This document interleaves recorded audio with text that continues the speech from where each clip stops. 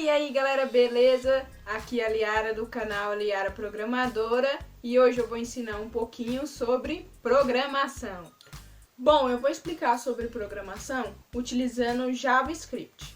É interessante porque você já programa e já vê as mudanças, isso é bem legal.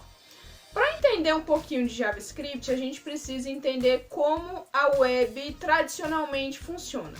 Então pensa o seguinte: quando você acessa o YouTube, por exemplo, você acessa lá www.youtube.com/Liara Programadora, que é o meu canal.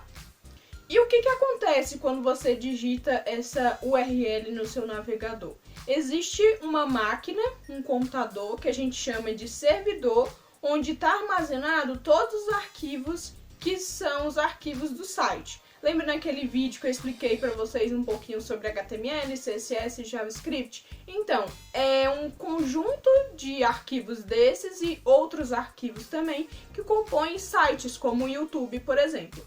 E quando você acessa ele, você acessa do seu computador, mas esses arquivos não estão no seu computador, eles estão em um servidor. É uma máquina dedicada para guardar esses arquivos e disponibilizar o acesso. Então, o seu computador vai mandar uma requisição para aquele outro computador, um servidor, e ele vai receber essa requisição e vai ver: essa pessoa quer acessar os arquivos do site YouTube. Deixa eu achar esses arquivos aqui e vou mandar de volta para ela esses arquivos. Esse trabalho de ir e voltar, de enviar a mensagem e voltar, acaba se tornando um pouco lento. Principalmente dependendo da conexão da pessoa, acaba se tornando muito lento. Com JavaScript é diferente, porque ele não vai mandar nenhuma requisição para o servidor. Ou seja, ele funciona no lado do cliente, no nosso lado. Então, ele acessa as coisas localmente, é muito mais rápido, muito mais dinâmico.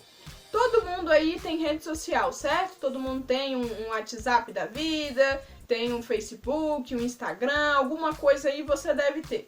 E quando a gente envia esses dados, por exemplo, tô criando agora a minha conta no YouTube, preenchi os dados e enviei esses dados. Esses dados vão para o servidor avalia esses dados e vê, tá tudo certo aqui, a pessoa escreveu tudo direitinho, não tem nenhum erro, e manda de volta. Quando a gente usa JavaScript, por exemplo, isso não acontece, porque você pode fazer a validação no lado do cliente, e isso acaba tornando a sua página muito mais rápida. Bom, eu já falei um pouquinho sobre JavaScript, já tinha falado nesse outro vídeo aqui um pouquinho sobre ele também. E agora vamos entender algoritmos, né? Lógica de programação, como a gente programa, como que funciona esse mundo dos programadores. Para entender algoritmo, primeiro você precisa entender que é lógica, não é matemática. Sim, tem toda uma matemática por trás, mas quando você programa, não necessariamente você precisa saber fazer contas malucas como, sei lá, Bhaskara, por exemplo. Se for um algoritmo que resolve a fórmula de Bhaskara, sim, você precisa entender sobre Bhaskara. Mas não necessariamente você precisa entender de matemática para fazer um e-commerce, por exemplo, uma loja virtual, fazer um blog, um site. Então a lógica de programação ela funciona da seguinte maneira: são passos, assim como uma receita de bolo, assim como uma rotina, assim como qualquer coisa onde você tem passos a serem seguidos. Então vou dar um exemplo aqui. João levanta todo dia e vai para a escola. Qual que é a rotina de João? Ele levanta, escova os dentes, toma café, troca de roupa e sai. São passos, tá vendo? João segue passos. João está seguindo o algoritmo. Outro exemplo de algoritmo, uma receita de bolo. Primeiro, pegue a farinha, depois quebre os ovos, misture bem, coloque ingredientes. Eu não sei fazer bolo, mas quem sabe fazer bolo aí sabe que existe uma regra de passos. Então, por exemplo, eu não posso colocar o ovo sem quebrar ele, por exemplo, porque vai dar tudo errado. Um exemplo aqui mais para o mundo da tecnologia seria o seguinte: enviar os dados do usuário após apertar o botão de enviar. Porque imagina só, você está preenchendo o seu cadastro ali e antes de você terminar, o negócio envia sozinho sem você terminar. Daria errado. Então, o algoritmo, ele é uma lógica onde você segue passos pré-definidos para chegar a um resultado. Nessa primeira aula aqui, eu vou explicar um conceito muito simples e muito básico da programação, que são variáveis. Uma variável, ela é como se fosse um armário. Pensa aí você que tem o seu guarda-roupa, sua cômoda, o lugar onde você guarda os seus itens pessoais. E aí vamos supor que você compartilha esse guarda-roupa com outras pessoas. E você é uma pessoa super organizada, muito diferente de mim. Você coloca separado cada coisa em uma gaveta. Então você tem uma gaveta para calça, uma gaveta para camisa, uma gaveta para roupas íntimas, uma gaveta para meias e assim vai. Só que outras pessoas também utilizam, vamos supor que é tudo compartilhado. E você quer agilizar o processo, todo mundo tá com pressa ali, todo mundo quer saber logo onde tá cada coisa. E aí o que você faz? Você coloca etiquetas na frente de cada gaveta com o nome do que tem dentro. Então você coloca uma etiqueta para meia, para calça, para roupas íntimas, para blusas e etc. Esse é o conceito básico de variável. É um lugar onde você vai guardar alguma coisa. Geralmente são valores. Que valores podem ser esses? Podem ser números, podem ser letras, podem ser objetos, podem ser funções, podem ser diversas coisas. A declaração de variável, ou seja, a etiqueta que você coloca na sua gaveta, ela tem algumas regras. Por exemplo, você não pode utilizar o nome do conteúdo que está ali. Por exemplo, eu tenho uma variável que ela vai armazenar um número. Vamos dizer que ela vai armazenar o número 1. Eu não posso declarar essa variável comum, porque seria a mesma coisa que eu colar uma meia na frente da gaveta que tem meia. As pessoas vão ficar confusas, não é mesmo? E o computador ele não entende, ele não sabe o que é isso. Então a regra para definir uma variável é que elas devem começar com letras. Você pode ter números na sua variável, só que ela não pode começar com números e ela não pode ter palavras exclusivas. Como a gente identifica que uma palavra é exclusiva? Geralmente, quando a gente utiliza algum tipo de editor de texto que eles mudam as cores das palavras, né, das palavras reservadas, palavras da linguagem, a gente consegue identificar quando ela fica com uma coloração um pouco diferente. Bom, as variáveis, elas têm vários tipos. Os principais tipos são string, que são textos comuns, inteiros, que são números sem ser quebrado, ou seja, 1, 2, 3, 5, 10, 20, os pontos flutuantes, que são os números quebrados, pode ser 5,9, qualquer número que não seja inteiro, que ele tenha o quebrado, ele é considerado um ponto flutuante ou um float. Temos os tipos boolean, que são verdadeiro ou falso.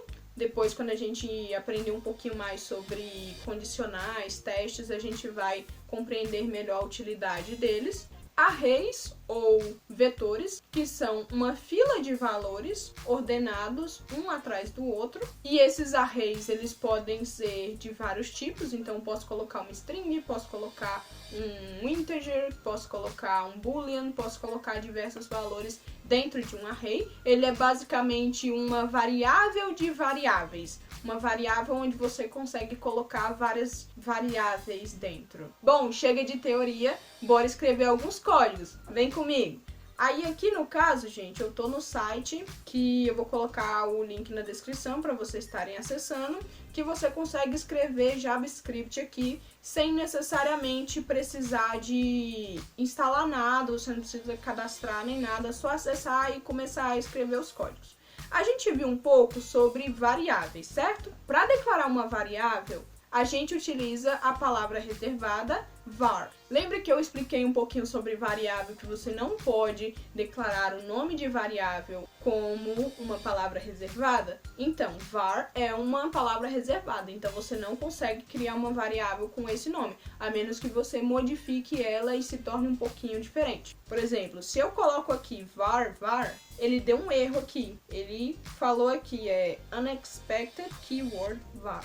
Ou seja, uma palavra não esperada, uma palavra-chave não esperada chamada de var. Mas eu posso fazer o seguinte, se eu coloco um 3 ou eu coloco qualquer forma que deixe essa palavra um pouco diferente, ela já é considerada uma variável. Mas isso não é uma boa prática. Então eu vou colocar o seguinte, vou declarar uma variável chamada nome. Essa variável chamada nome, ela vai guardar um valor para mim. Este valor vai ser uma string. Quando eu declaro uma variável, eu posso atribuir um valor a ela. Seria como eu abrir a gaveta e guardar alguma coisa lá dentro. E a forma como eu declaro um texto é com duas aspas. Porque se eu escrevo algum texto solto, o JavaScript, no caso, vai entender como uma variável ou alguma coisa, ele vai tentar identificar o que é e não vai conseguir, porque ele vai procurar alguma variável declarada e não tem nada declarado. Então aqui eu vou colocar o nome, vou colocar meu nome, Liara. No JavaScript é meio que opcional essa questão de ponto e vírgula, mas eu gosto de colocar sempre, porque é um hábito e muitas linguagens utilizam o ponto e vírgula. Eu já vi vários códigos em JavaScript sem ponto e vírgula, mas o ponto e vírgula ele define que aquele ponto de código foi encerrado. E para a gente ver o conteúdo dessa variável, eu guardei lá, por exemplo, uma meia. E aí eu quero ver essa meia, eu quero olhar a gaveta e ver que essa meia tá lá. A gente tem um comando chamado console.log. Abre parênteses, fecha parênteses, e aqui o nome do que eu quero mostrar. No caso, eu quero mostrar nome. Tá vendo que ao invés de aparecer nome, ele apareceu o conteúdo de nome? É aquela questão que eu expliquei para vocês. É a etiqueta que tem o conteúdo. Então, quando eu pesquiso por aquela etiqueta, né, que seria considerado o nome da variável, ele vai ver o conteúdo e não o nome da etiqueta. E o JavaScript, ele não é fortemente tipado. O que isso significa? Eu não preciso declarar o tipo da variável, ou seja, uma mesma variável consegue receber valores diferentes.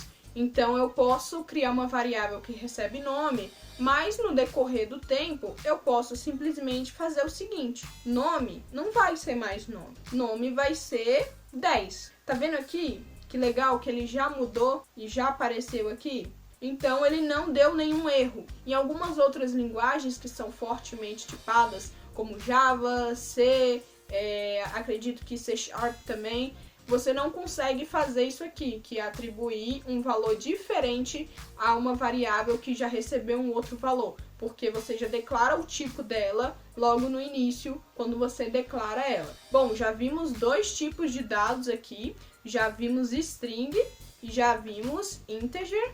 Agora vamos ver, nome vai receber 10.4. Em JavaScript, e acredito que em outras linguagens também, a gente não utiliza a vírgula para representar um número quebrado, a gente utiliza o ponto. Se eu colocar uma vírgula aqui, ele não vai aparecer da maneira que deveria aparecer. Então, se eu coloco a vírgula aqui, ele já excluiu esse 4 aqui.